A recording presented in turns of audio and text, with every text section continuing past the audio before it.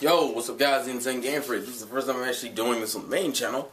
So let's see how it goes, let's see how the feedback is and how the interaction goes. Alright, so first note before we start this video off, I'm probably going to have annotations on the screen, if not in the description, to my first impressions of most of the shows that is starting this season that I am watching. Actually, yeah, every show that I'm watching that's like starting now, I have a first impressions of on my second channel, so you can go check that out.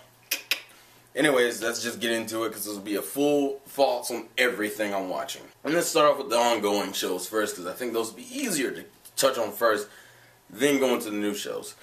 And because I've been listening to opening 17, we're going to start with One Piece because there's a few things I want to talk about that have really nothing to do with the show itself because it's an adaptation of the manga that I read every fucking week anyway. I also read the new chapter today, so. First thing, opening 17 I was very mixed with, I think Saturday when I first heard it. Also Crunchyroll and One Piece Official are now using opening 17, so we don't have to hear "We Go" anymore. Hands Up does not exist for the legal viewers. No one knows what Hands Up is. I'm sorry. It's actually just kind of bad because I don't think I got to enjoy that opening as much as I wanted to because I was watching the legal stream, which sucks. But you do what you gotta do. Anyways. Also, Toei is being a dick. Well, I don't even know that's Toei or music industry. It's not the point. Anyways. Opening 17, overall, I think is pretty good. I've actually, listening to it through these past few days and like 10 minutes ago, I'm enjoying it more than more. But I don't want to make a comparison to Hands Up because I barely have heard Hands Up as much as times as I'm going to hear this song. So it's not really a fair comparison. But I do think this, in terms of 15th anniversary shit, that's what I'll do, okay? 15th anniversary shit. Shit looks nice. Like the costumes. Like the filler fighting with Akainu and Fujitora and Kizaru and the Blackbeard stuff, which I knew was coming because they, at this point, we view Blackbeard as the in-game villain. Like, that's what we view him as, so cool. The thing I am worried about is that they had 2 episodes of filler. And this week's episode was back to canon. Now, if those who don't realize, the episode they covered this week would be Chapter 700. We're only in 734.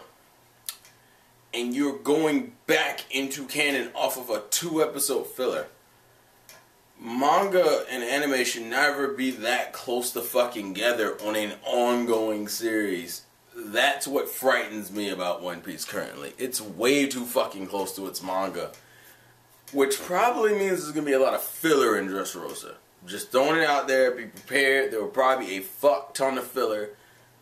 Because there's no way in hell they're going to do a chapter and episode like they just did for last week. Well, now last week. If they do, I'd be fucking surprised. So, in One Piece, as far as that is, I'm just worried about how the Dressrosa arc is going to go, considering it's not even done in the manga. I don't even think it's fucking halfway done in the manga. Granted, there's a lot of shit that's happened in the manga, so it wouldn't be too hard to filler it without it seeming really ridiculously fillerish. And if it extends fights that we didn't get to see, it wouldn't be that bad. It just really depends on how they're going to go about it. It looks like they have like animated almost most of the major scenes. Because usually they take the animation from like later episodes and throw it in the opening. And I think if that's the case, they've animated like all the way up into the whole Majora shit, which is ridiculous. Then again, it's only 34 chapters. It shouldn't take that long to animate in retrospect. Anyways, I'm rambling about One Piece. That's not the point. Hunter x Hunter. Oh my god. Oh my god. And it's funny, the new episode comes out tomorrow, or today technically. Oh my god. Oh my god, Netero. Oh my god, the King. Oh my god, Poof. Oh my god, Gon. Oh my god, Knuckle. Oh my god, Shoot. Oh my god, Moro. Oh my god, Kahlua. Oh my god, Kumagi. Oh my god, just every fucking thing. I'm done. Like, people are like, you should do an episode review of those episodes. What do you want me to do? All it's going to be is me saying, oh shit, at various points in the episode. That's all my review would have been. And that's all I think it's going to be for like the next fucking few, from what I heard, we're only halfway through Chimera Ant. But just, oh my god, everything. It actually would have just been me going, oh shit. It's like, they come out the portal and turn on the side. Poof sees them. Oh shit. The dragon dive comes down. We get to see Zeno and Netero. Oh shit! Netero blasts his Piru away. oh shit, Gon charges at Poof during the Dragon Drive drop. Oh shit! Because and then you get the explanation of why, and then all of a sudden you see somebody's fist coming out of nowhere and punch the shit out of Poof. Oh shit! Like that's Hunter x Hunter right now. Just oh my god, whole shit moments.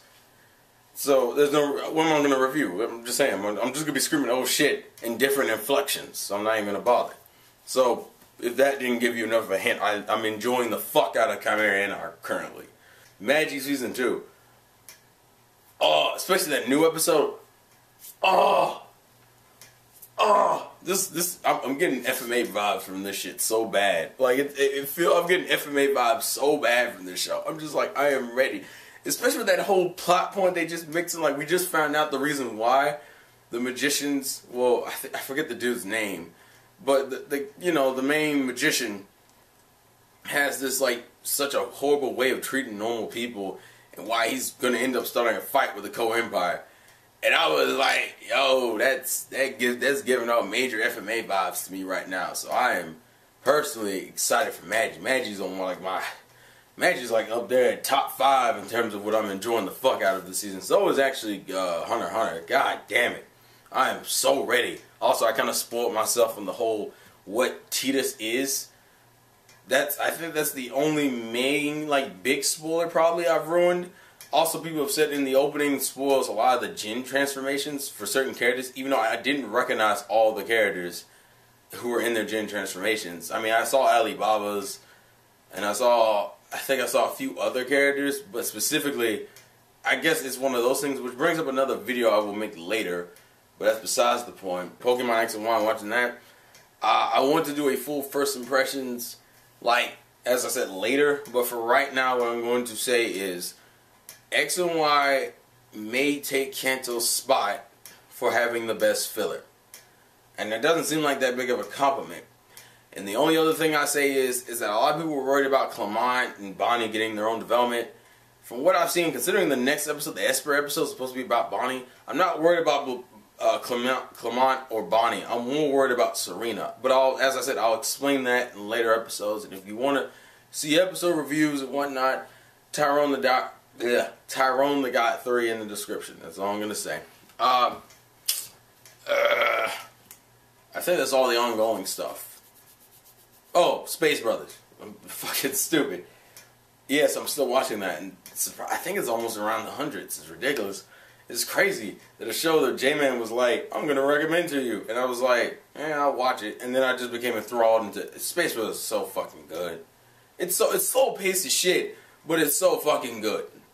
It's so goddamn good. That's all I'm going to say. I fucking love Space Brothers. And we're currently in that whole Hipito test training. We're not really training, but we're past the training. We're into the test section. That test shit is going to be tense, especially because we got some niggas throwing some bullshit at Hipito. Hipito said, I don't fucking play that. Where's my pretty dog at? Where's my motherfucking... It's the only niggas who watch Space Brothers are going to catch that joke. It's like, where's my pretty dog at? I think that's it, so let's just move on to the new shit. Okay, so the first thing we're going to talk about Nisekoi, which I believe will probably be... Well, see, I don't know what the heavy hitter of this season is supposed to be or what people have been saying it is, but for me currently, Nisekoi is like top. It's like high range, particularly because, as I said in the first impressions, great ass animation. It's made by I think it's the same animation team that does the Monogatari series, so that's all I got to say about that. Fucking music is G. Opening and ending is great. I'm a little weird with the voice actors, not necessarily because they're bad voice actors, but just because they seem weird voicing those characters, which is funny because both of those characters I recognize from other series that I've enjoyed the shit out of. Like, for example, Onodera's voice actress voices Sengoku in the Monogatari series, and Chitoge's voice actress voices Yui in My Teen Romantic Comedy Snafu. So I was like, that's something. It's funny, especially considering those character types. Well, actually, I'll say that part for a review I need to do later. Anyways. So as far as Nisekoi is concerned, it seems to be a pretty good one-to-one translation. The second episode looks like it blows through... I actually have the volume right here. The second episode looks like it blows through like a few chapters, actually. Yep, they did 3 chapters in the second episode. They are going to blow through Volume 1 by, like... I mean, how many chapters are in Volume 1? I'm sorry to do this right now. I'm trying to... Yeah, they're going to blow through Volume 1 in, like, 2 episodes. And that's me being... They blew through 3 fucking chapters in Episode 2. So they're probably going to blow through... Oh, now I see. Suigumi's going to show up in, like, the next 2 episodes or some shit. I just realized that, like, Suigumi's going to show up in 2 episodes and Marika might show up in, like, 4 or 5. Because the way they're blowing through the chapters, I don't even know this anime cannot be that long. Because it's like you did 3 chapters in one motherfucking episode. Granted, which is weird because the first episode is just the first chapter. And then the second episode is like 3. So if they keep that 3 shit up, the anime might at the very most go to like episode 30 something. So this is probably going to be at the very most 26 episodes. It's going to kind of suck though because I haven't caught up with the manga and I'm only on chapter 52. Meaning at some point within the distant, probably around episode 12 or 13, it's going to hit where I'm at and then just keep going with the rest of the manga. That's if Nisekoi goes for the full 26 or 13. Actually, we don't know how long Nisekoi is supposed to be. But that's just the thing. I'm enjoying Nisekoi as much as I did in the manga. People, I'm warning you now, for those who are new to Nisekoi, it is going to piss you off in terms of teasing you. And in terms of the progression, Nisekoi has a very clever way of keeping you in hook without pissing you off for too long. Like, like the whole thing with Onodera and now having this misunderstanding with Chitoge. That is not something that lasts inherently too long. But there are other plot points that are introduced that are going to do the same effect. And that's how Nisekoi works. It introduces some section of mystery and closes maybe half of that mystery up by actually addressing it. And then opens another half. It's kind of like that slow progression. It's kind of like you have a box that's like 10 feet wide. It'll close in 5 feet, open up 5 feet. Close in 5 feet, open up 5 feet. Close in 5, like you'll never get rid of all of it, but you'll get you'll get like all the new mysteries out. So if you're prepared for that, just know that's how it's gonna be. Next up, I believe I would say is Engaged to the Unidentified. This might be my number 1. This might actually be my number 1 for this, and it's only 2 episodes. And the reason why I say that is, Engaged to the Unidentified is essentially another forced marriage story, just with the main female. It's just told from the girl's perspective, and the guy's like that kind of quiet, like he doesn't talk much, and he doesn't have that much of a presence, and he's very ignorant. But he's not that angry ignorant, he's just that quiet ignorant. Like he grew up in the mountains and shit. I don't know why, I love the interactions between the characters. The dude's little sister is fucking amazing, and the girl's older sister is fucking insane. It just makes for really good comedy. Now they haven't really delved into the romance stuff too much. It's kind of been thrown at like occasion through 2 episodes, but I'm enjoying the shit out of that shit. I've rewatched maybe the first 2 episodes maybe 3 times each. I have no idea why. I just really like that fucking show. About that little sister. Oh my god, Mashiro, that's her name. Oh my god. Oh my god. So fucking cute. It hurts. Also, I like her voice. I know a lot of people find her voice annoying. I like her voice. So next up, I believe is Silver Spoon Season 2, which is, as I said, these are all the shows I'm watching. I'm looking forward to. Through the first 2 episodes, it's really hammering on that whole Kobama, Mikage situation, which I'm happy about because everybody was like, Hachiken needs to get it in with Mikage, and this Kobama thing that's been a thing since like the first season needs to be addressed because it's good. Like, I mean, the only problem with the second episode has like very little to do with that. Like, the second episode is about like the whole puppy thing, and you're like, and it's like, oh, okay, I see. That's gonna be the pig for this season. Even though, which is weird, because I believe didn't he name a pig at the beginning of the first season? It seems like Hachiken's gonna always have like an animal mascot around him like each fucking season. I don't know how ridiculous it is in the manga, but that's what the anime feels like. Alright, we need the puppy to represent second season, the pig represent the first season. He's gonna move on to horses and cows and shit. it's pretty much on point like it was from the first season. I still think my favorite joke is the fucking bra joke, where Mikage's like, "Can you help me find my bra, Hachkin?" And see the joke. And see, listen, when it comes to Silver Spoon, just a tidbit for you guys: nothing is as it seems, because the bra was for the fucking cow, and it was the most ridiculous thing. Also, that whole gag with the fact that they value like the animals' lives more than they value the humans' lives, like 90% of the time. I mean, granted, they had their logistical reasonings for it. It's just funny because Hachika's like, "What the fuck? I just got hurt and you're more worried about the cow. You're an ass." It's very weird how they value animals, because it seems like you value animals like on the same level as humans, but you treat them on the level of animals. It's very weird. I didn't realize how weird the farmer relationship with animals was. It's like you'll treat them, it's like in terms of importance, they're on the same level as human lives, but they can be thrown away so fucking easily. It's ridiculous. Which I guess is kind of the human-animal parallel, I guess. I don't know. But Silver Spoon Season 2 has been pretty cool. I mean, 2 episodes in, I can't say too much. But I'm looking forward to the season, especially the whole Kobama, Mikage, Hachkin stuff, because I feel like that will be interesting. I do hope at some point they do like an Aikawa plotline. Remember him? The dude with the squinty eyes, and you know, you can't trust animes with characters with squinty eyes. But I hope they do something with him and the veterinary stuff, because I feel like that can be an interesting plotline. I feel like him and Hachkin would relate on that because of how nervous he is somewhat about that shit. Also, that whole cow anal thing. Oh, God. Oh, God. I'm done. You cannot eat food while watching Silver Spoon. I'm sorry. You can't do it because they didn't give a fuck about showing some of that shit. It's ridiculous. Ugh. The only thing they blurred out was at the beginning of the first season when they chopped off the chicken heads. That was it.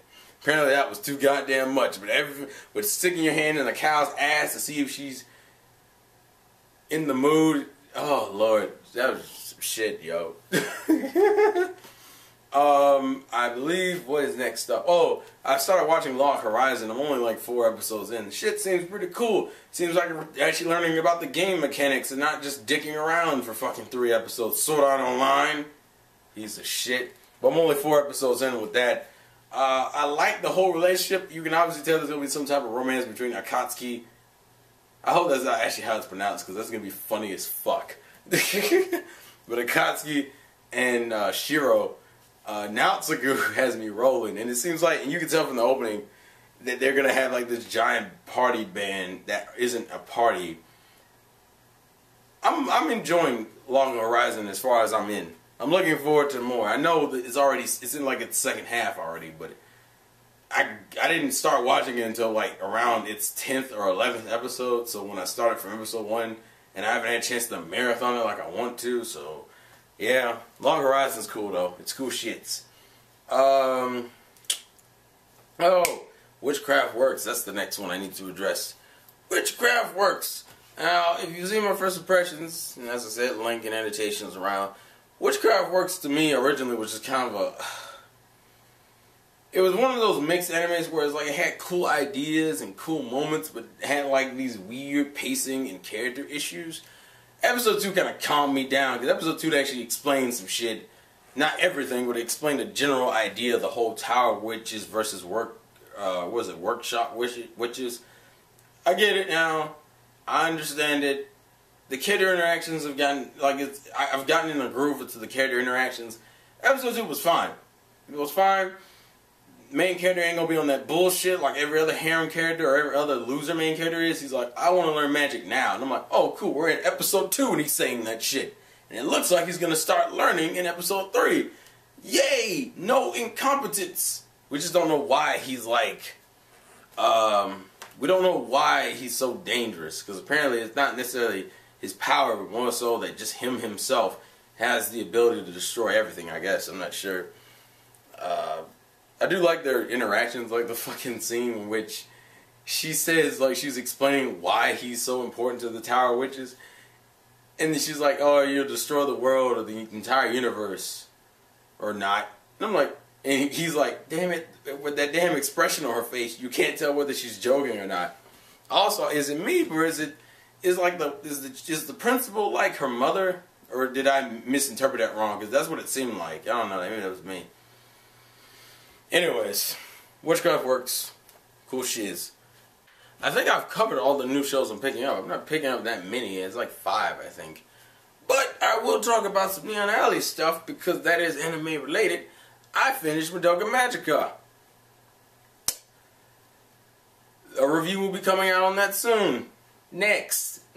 I've been watching Ranma on there. It's an old 80s. You can tell it's going by the standard, like, old gag anime conventions. Ranma is just fucking Ranma. Like, I get the popularity for it feels like it was a generation thing. Cause like, it's not, I don't find half of it as funny as it's supposed to be. Maybe if I was new to anime, I would find Ranma funnier. But because I'm not new to anime, a lot of Ranma's jokes kind of just, it's like, you know, the basis of Ranma is based on the whole misunderstanding shit. Like, oh no, Akane doesn't know that Ryoga's P-chan. Oh no, Shampoo didn't know that Ranma was a girl. Granted, they did change that relatively quick. I was happy about it. Oh, we're gonna have this fucking plotline arc, a few episodes of Shampoo's grandmother not doing some type of pressure point thing on Ranma, in which he can't jump in the hot water because he has like the body, his sensitivities of a cat's tongue, meaning hot is like insanely fucking hot to him. So, which still doesn't make sense because from what I understand, you just have to be doused with hot water. You shouldn't have to be able to relaxly. As long as you jump in the hot water, you should be fucking fine. Apparently, no. Apparently, you have to be comfortable in the hot water and have it point on your head. Does that mean if Ranma gets splashed with too hot water, she won't change back and she'll spaz out even though she's been hit with hot water? Oh, fucking anime logic. It's fucking ridiculous. Next thing, Magi Season 1 dub. It's fine. I don't care for the main voice. I don't care for Alibaba's voice because, as I said before, he's the main character. He's the dub voice of Haru from Excel World. And because that was the first time I had officially heard him, hearing him as Alibaba irks me because it's not like his tone is any different. It literally feels like Haru, just a little bit more confident. But because we're in the Ball Bad arc right now, he feels almost exactly like Haru. Because, you know, Ball Bad, Alibaba's like emo as shit. It's ridiculous how emo he is in that arc. Also, they are reusing voice actors for the background characters too much. I've literally heard almost all the main cast be used as background voices in the damn anime. It's fucking ridiculous. Like Vic Mignogna, oh there you go. Todd Hippercorn, oh there you go. I think the only character I haven't heard is maybe Alibaba's character. That's it. Aladdin's main voice, heard it in the background. Morgiana's main voice, heard it in the fucking back. Todd Hippercorn is playing 2 fucking characters, by the way, like that I know show. Well, I don't think he would. Yeah, he shows up in the next season too, which is, you know, those 3 guys that like stole Sinbad's shit at the beginning of the Balbat arc. It's like the skinny dude. He's playing him in Judar, and I'm like, oh, that's so fucking jarring because it's not like your voice has changed. You're literally it's the same. It's like, damn, Andy Blake, you couldn't come up with any more voice actors. You just running out of motherfuckers. Jesus Christ! It's like it wouldn't even bother me much, but it's like you're hearing the voices all the time, and they sound, and you can tell who it is. Even if you don't know their actors' names, you can tell who the fuck it is. It's ridiculous. Also, Neon Alley started showing more Bito Friday. That first episode was relatively interesting, so I'm going to watch that and see how that goes. I need to make a Neon Alley like year 1 first impressions thing. That will come later. That's what I'm watching on Neon Alley. I think that's it in terms of anime. So please tell me what you're watching currently, what you like, what you would recommend for me to watch. It's not like I don't have shit on my plate to watch anyway, but you know, recommendations are always welcome, especially because people keep fucking requesting Haruhi and what's the other one? I keep getting Haruhi up the ass. I keep getting Code Geass. I keep getting Death Note. I keep getting, there's something else I'm missing. It's one of those shows that's like really popular, but I just haven't been bothered to watch it. I don't fucking know. It's not the point. Sorry. Thank you guys for watching. Please leave your thoughts and comments in the comment section below. Life's a game. Play to win. Catch you guys later. Peace. sure. The specific game we got, I think, was on the Wii, which was Tatsunoko vs. Capcom. Which, by the way, I would not mind getting a